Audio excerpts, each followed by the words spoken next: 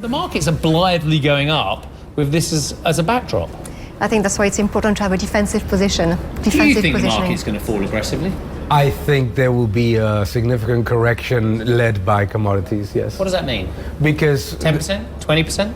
Well, we probably might look at a situation which we look back at 2018 lows and bounce from there. So about 15-20% lower than we are going now. back. Because will that happen this year or next year? no, I think this year. You got everything. an actual date for us? Time? Sorry? Got a No, time? if I had the timing, I would not have a problem in telling either.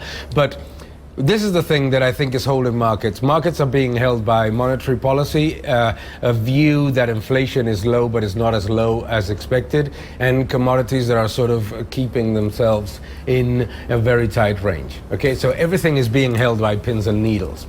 There's only one little thing that might rock the whole thing down, and that little thing is China devaluation.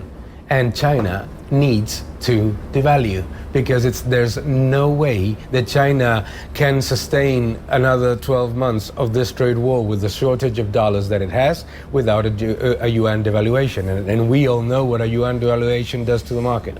Trouble is, Kyle Bass has been on that trade for a decade. Sorry? Kyle Bass has been on that trade for a decade, and he's still waiting for the payday. If he has been short China, he's done pretty well. Well, he's been short the yuan for a very long time here. Well, the yuan has been devalued twice in the process, at least that I have seen. I have seen 2 yuan devaluations. Still not that far from 7, is it?